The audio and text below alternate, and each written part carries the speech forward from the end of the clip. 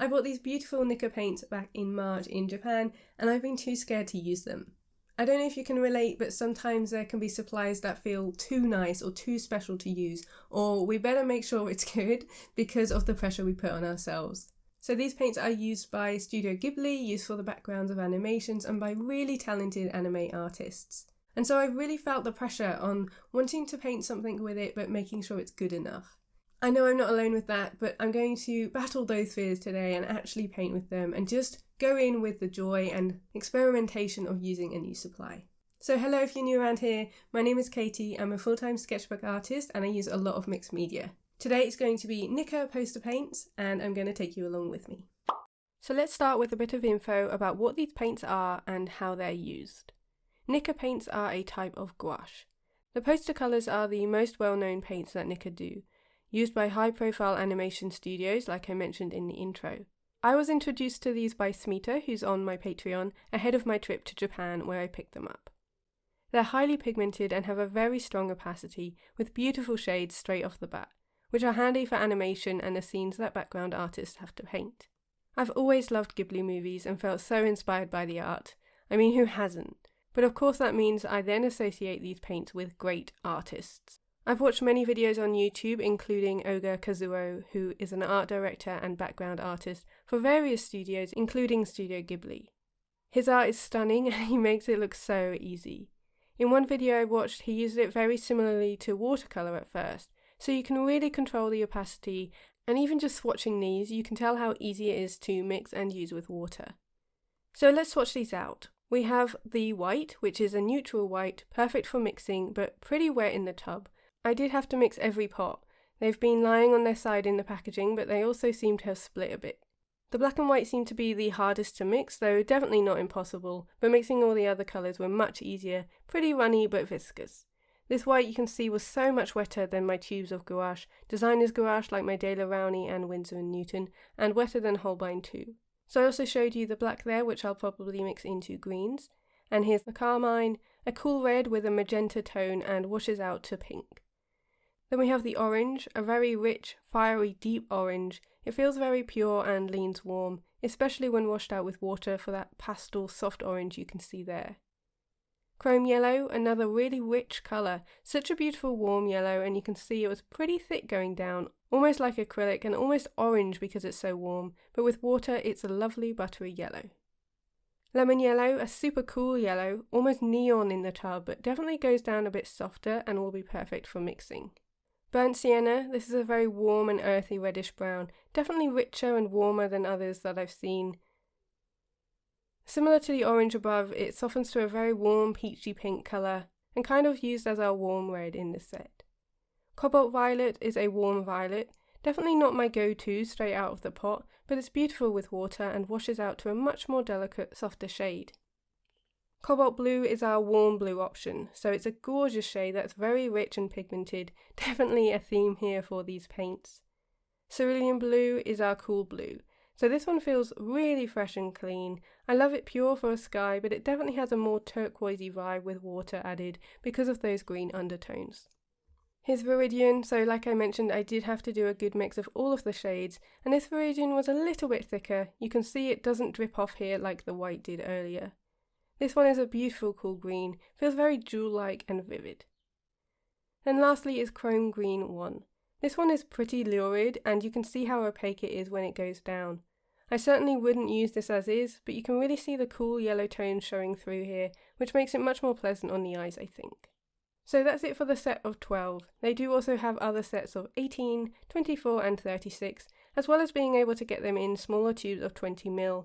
These tubs are plastic and 40ml. I just really love the idea of having them in the tubs rather than squeezing them out onto my palette. It may mean that they'll get a bit messy, but I think that's part of the charm, but I am really happy with this selection. Because they are brighter, I also did some colour mixing at the bottom. Now there's not much space to play with there, but I know my favourite colours and my general colour palette now, so I mixed up the colours you might see more often in my work. They're certainly a bit more toned down, but they were extremely easy to mix and beautifully opaque. I mixed some pastel colours as well as the standard mixes, so red, yellow and blue and yellow, toning down the almost neon greens with the chrome yellow and also a bit of red. The chrome yellow with the chrome green created a beautiful grassy summer green for me, and that's due to the chrome yellow being very warm. There's like that orange or teeny touch of red pigment within that works so nicely to tone down the bright chrome green. I also mixed more olivey greens, of course, those are my go-to, and this one was also a favourite, a mix of viridian and cobalt violet to create a really lovely rich deep blue. I feel like that would be perfect for night skies or deep ocean. I'd probably call it a midnight blue that I've mixed there. So we've done the mixing and the swatching, and now it's time for that part I've been putting off for months, the painting. So I'm going to be painting with these Nicka poster colours and overcoming that pressure. It was in my head that if I use the same materials, shouldn't the result be amazing? But what if I waste them? What if I prove I'm not skilled enough? Now I've shared in my videos before that I am an overthinker. I realised I just needed to create and go for it. Whenever that paintbrush touches the page, I switch off all my worrying, and it was the same here. I just had to get over that initial hurdle and that starting point to actually paint. So I abandoned my original idea that I mentioned in my Japan haul, which I'll link up above if you've not seen it and down below in the description. But I had planned on painting a Ghibli master study with these. There were so many scenes and art that I absolutely love and could have easily chosen, but I wanted to make the pressure as small as possible. So I went to my comfort zone and I painted a landscape.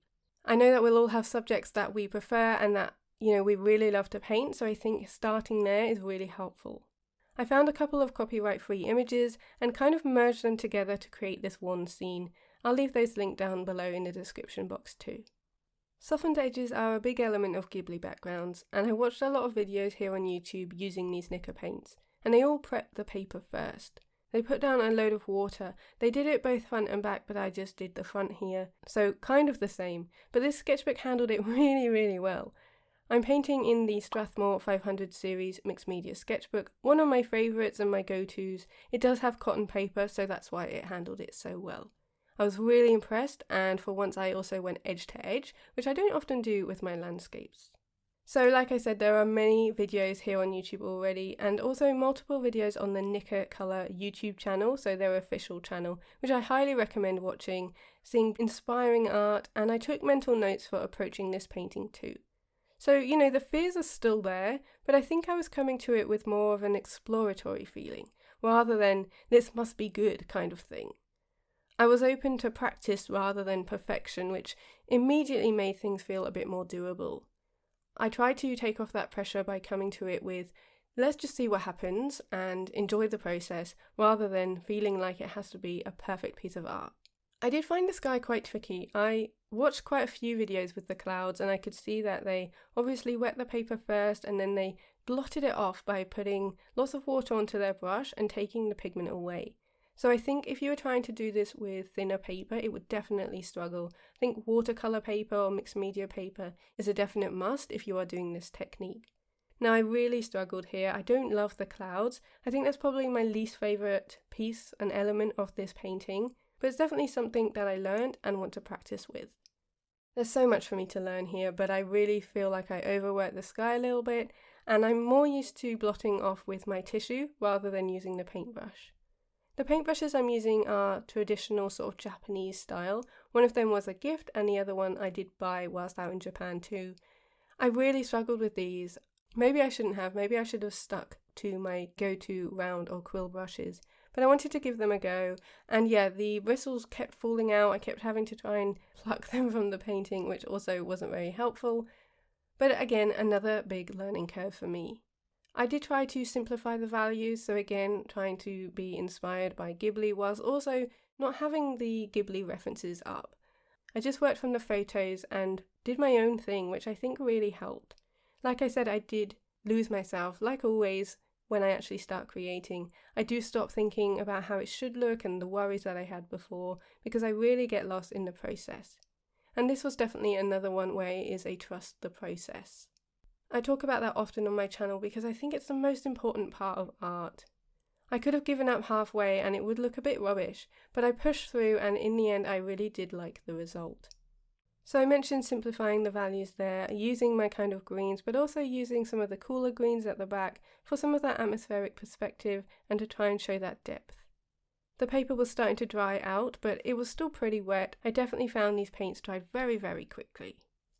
I think actually the Ghibli influence appears quite naturally, I think mostly based on the colours, and despite painting as I would normally and trying not to overthink it, I still think that influence is there. I wasn't trying to make it look like a Ghibli painting, but it definitely started to feel closer to one. So I worked down, I started with the sky, which is how I always paint anyway, and then worked my way down using some of my favourite greens, adding in those reds and the yellows to really make them feel a little bit more natural. And I try to mostly use just the paints for this. You'll notice later on I do come in with a touch of mixed media, so just a tiny bit of pencil to add on a few details, but I really try to keep this as simple as possible. I kept things really simple with the water as well, keeping that white of the page to make it nice and clean and just focusing on my brush marks. The beauty of the paintbrushes I did use, and also the same as the round brushes I often use, is you can get a really fine point. Something I tried here as well that I picked up from some of the other videos I watched, especially by Oga Kazuo, is that he kind of presses his fingers onto the paintbrush to mimic texture. So it fans out the paintbrush, and that was really helpful for some of the grasses, and I also did that on the falling water as well. Now this didn't turn out quite as I imagined, but I think the texture and the effect still works, even though it wasn't as I had hoped. It certainly wasn't an easy painting for me. It felt like I kept coming up against these hurdles, but it was okay, I could push through and I was still enjoying myself. I think it's normal to have high expectations on yourself when you're creating, and I think most often we dislike our work because it doesn't match that image we had in our head. And when you go into it with using supplies, especially from artists that you really admire and artwork that you absolutely love, being tied to those supplies, it makes it really hard to empty your head of those thoughts. So I can totally understand why we might feel intimidated by certain supplies, but I think actually using them and creating with them in our own way is the only way to get past that hurdle. We don't have to match their artwork completely. It's impossible to create the exact same strokes and same sort of style that they have, even if you are doing a master's study, because it's still your hands. I think it's like writing. Our handwriting and our art style will naturally come through, even as we try to mimic others, and I think that should be celebrated. So my final thoughts on these paints are that they do dry really, really fast. It really makes sense to me why I saw artists on the Nika channel wet their paper first, because they definitely dry quicker than other gouache I've used. It's very, very easy to reactivate on palettes though. I really love that about these. I find that when I use my tube paints, I'll put some on the palette, and that's really great. I love tear off paper palettes for that, but when you are using them dried and reactivating them, they are definitely less opaque. Whereas with these, I found that because they dried quickly, I was constantly having to reactivate on the palette. I was also painting this during a UK heatwave, so that also made them dry quicker. But I found they were still really pigmented and vibrant, even after being re-wet. So I think compared to my designer's gouache, this works way better for that, and I really like how easy they are to use in that way. And it's why I love gouache in the first place, so this was a big tick.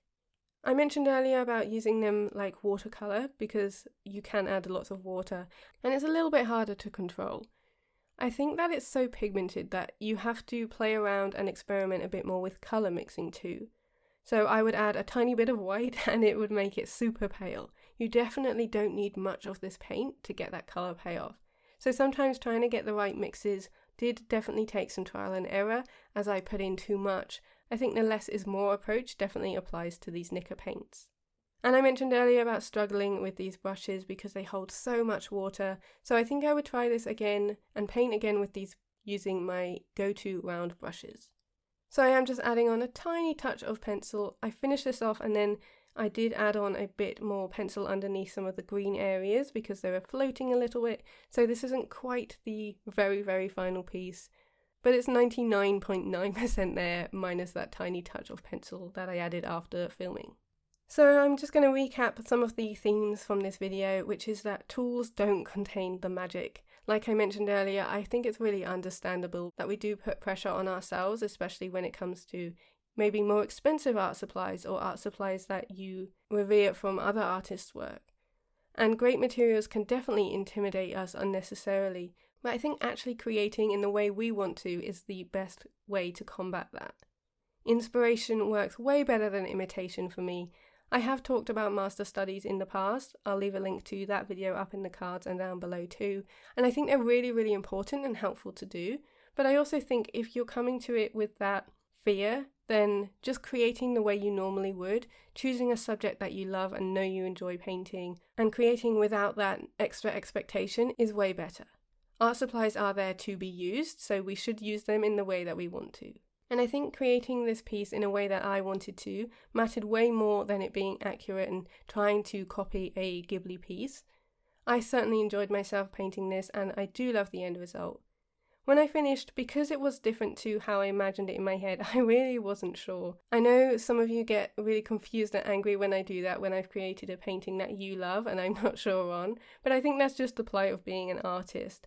I stepped back, I stepped away and came back to it the next day, and I really was pleased with it. I liked it a lot better when I forgot how I imagined it in my head to be when painting to how I saw it as a final result the next day. So I am really pleased that I created with these. I love these paints. I'm really excited to create more with them, and hopefully you'll see much more of them being used on my channel in the future. I am taking a week off next week. I'll do a community post about that. But I haven't taken a week off of YouTube for a really long time, so I hope you understand. I'm just taking a little break rather than burning myself out whilst I also run an art retreat. So I will see you the following Sunday. I can't wait to catch up. So I will see you the following Sunday with a sketchbook tour. I'd love to hear what you think about this painting down below, and I hope you have a creative week ahead. See you later.